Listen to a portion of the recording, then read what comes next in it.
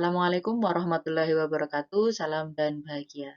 Hari ini kita akan membahas Q&A materi sistem reproduksi manusia.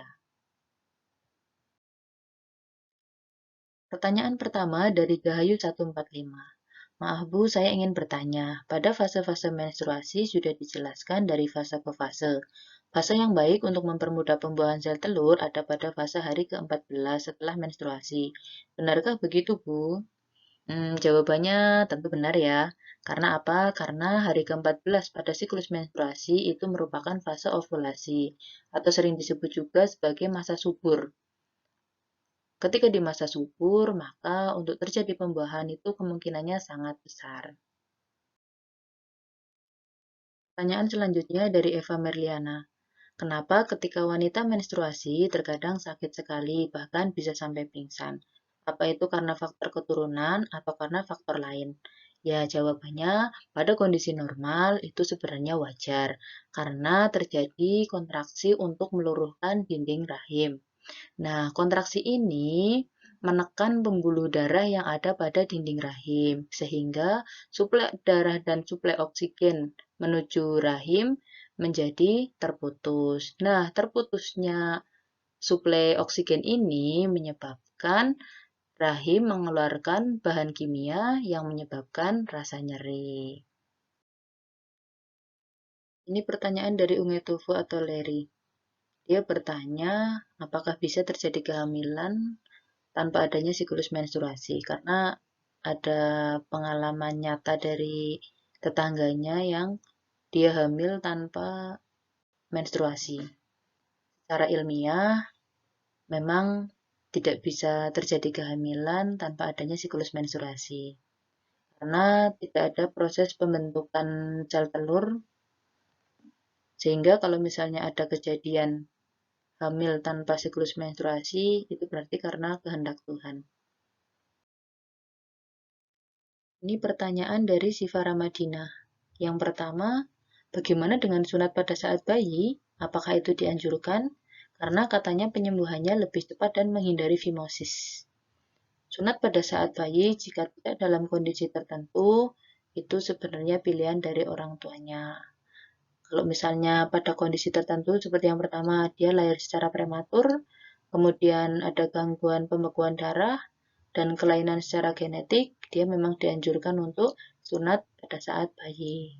Kalau tidak ada hal tersebut, maka itu pilihan, karena sunat pada saat bayi itu memiliki kelebihan dan kekurangan. Jadi tergantung dari orang tuanya. Kemudian yang kedua, antara saluran kencing dan saluran vagina terdapat sekat.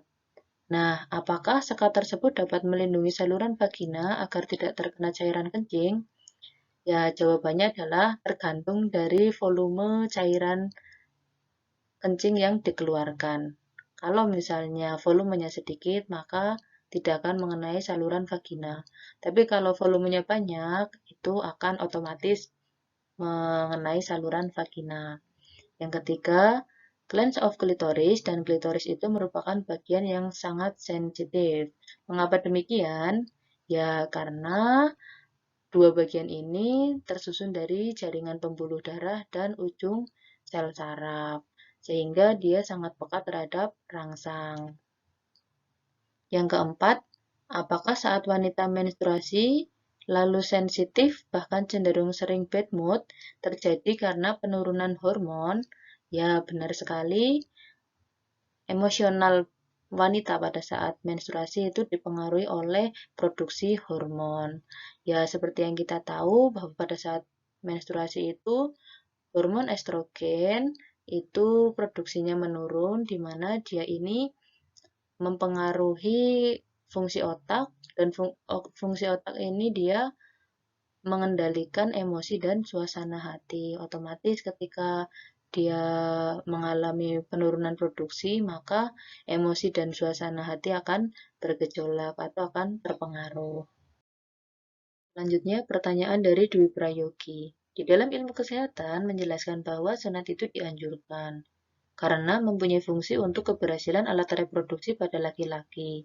Lantas, bagaimana dampaknya jika seorang laki-laki itu tidak sunat seumur hidupnya? Ya, resiko yang paling besar adalah laki-laki tersebut rentan terhadap bakteri pada Mr. P.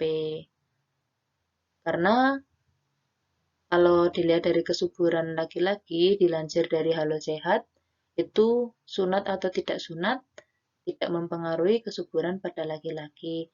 Hanya saja ketika tidak disunat, itu akan menurunkan peluang untuk memiliki keturunan. Nah, ini pertanyaan dari Emi Juniati dan Rizky Nurindasari. Pertanyaannya hampir sama. Untuk Emi menanyakan, apakah pada fase luteal tetap bisa terjadi kehamilan padahal terjadi kemunduran ovum? Sedangkan pertanyaannya Indah, apakah jika hari ke-26 sampai 28 sperma masuk masih bisa fertilisasi? Nah, ini hari ke-26 sampai 28 ini masuk fase luteal. Jadi pertanyaannya sama ya. Ya, kemungkinan terjadi fertilisasi pada fase luteal itu masih bisa. Cuman dia peluangnya kecil. Karena di sana pada fase luteal itu sel telur sudah mulai rusak. Pertanyaan dari Novita Trisnaditya. Yang pertama, apakah penggunaan obat nyeri head itu aman atau malah berbahaya bagi sistem reproduksi? Ya, aman sejauh masih pada dosis yang wajar. Ketika melebihi dosis tentu nggak baik untuk tubuh kita. Kemudian pertanyaan kedua, ada kasus lama tidak mengalami head, kemudian keluhannya berupa nyeri di dada dan perut bagian atas. Terus bagaimana caranya agar bisa sembuh? Pada kondisi seperti ini, sebaiknya segera periksakan diri ke dokter. Karena kita tidak tahu apakah itu penyakit pada sistem reproduksi atau pada sistem lainnya. Sehingga lebih baik segera periksakan diri ke dokter. Ini pertanyaan dari Fedelma Westi. Pertanyaannya, faktor apa yang mempengaruhi kesehatan sistem reproduksi pada manusia dan bagaimana langkah yang baik untuk menjaga organ reproduksi baik pada bagian luar maupun pada bagian dalam? Ya, faktor yang mempengaruhi kesehatan reproduksi pada manusia adalah pola hidup sehat. Jika kita sudah menerapkan pola hidup sehat, insya Allah semuanya akan sehat termasuk organ reproduksi. Nah, bagaimana sih pola hidup sehat pada organ reproduksi? Yang pertama, jelas wajib menjaga kebersihan area genital. Tuh, yang kedua, mengkonsumsi makanan bergizi, tidak merokok, tidak meminum minuman beralkohol, kelola stres. Yang terakhir, kelola stres. Jadi, kalau banyak pikiran dan stres itu juga mempengaruhi sistem reproduksi. Selanjutnya pertanyaan dari Rulinda Trimarta. Jika perempuan mengalami menstruasi yang siklusnya selalu maju, bahkan terkadang sebulan bisa menstruasi 2 kali, itu termasuk kelainan atau normal ya? Lalu faktor apa yang menyebabkan hal itu terjadi? Ya, normal atau tidak, itu dikatakan normal. Wajar terjadi perubahan siklus menstruasi. Kemudian faktor apa saja yang menyebabkan hal tersebut? Yang pertama adalah beban pikiran, yang kedua perubahan berat badan, yang ketiga tanda penyakit, yang keempat adalah gangguan pada tiroid yang menyebabkan atau mempengaruhi produksi hormon. Selanjutnya pertanyaan dari Ria Dinata. Pertanyaannya adalah, kenapa saat setelah laki-laki itu buang air kecil, biasanya langsung merinding? Pokoknya ada rasa sensasi merinding gitu. Oke, pertanyaan yang menarik. Ya, jawabannya ini merupakan respon yang wajar dari tubuh karena terjadi penurunan suhu tubuh. Yang tadinya masih ada air kencing di dalam, suhu tubuhnya panas atau tinggi, kemudian dikeluarkan, otomatis suhu inti tubuh akan menurun secara drastis. Kemudian ditambah lagi pengeluaran air kencing itu melalui organ atau saluran yang dia peka terhadap rangsang, yaitu penis dan gland penis, sehingga menambah rasa sensasi kencing tadi. Ini pertanyaan dari Nani Oktaviani. Yang pertama, apakah pada wanita yang tidak mengalami siklus menstruasi tetap bisa memiliki keturunan? Jawabannya, secara ilmiah tidak bisa, karena tidak ada siklus menstruasi yang dimana dia menghasilkan sel telur. Tapi jika ada keajaiban dari Tuhan, maka bisa-bisa saja. Kemudian yang kedua, apabila wanita tidak pernah mengalami menstruasi, bagaimana tubuhnya mengeluarkan telur yang mati karena tidak dibuahi tersebut?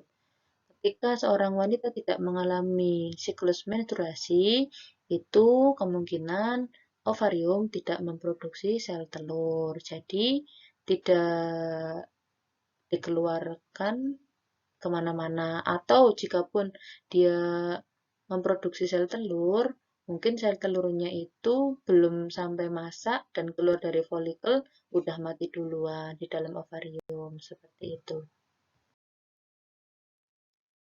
Ini pertanyaan dari Santi Justin. Jika pada perempuan dapat mengalami menopause, apakah pada pria juga mengalami menopause? Ya, pada pria istilahnya adalah andropause, di mana terjadi penurunan produksi hormon dan bioavailabilitas testosteron secara perlahan dan bertahap, biasanya karena faktor usia. Baik, Q&A materi sistem reproduksi manusia hari ini cukup. Terima kasih. Wassalamualaikum warahmatullahi wabarakatuh. Salam dan bahagia.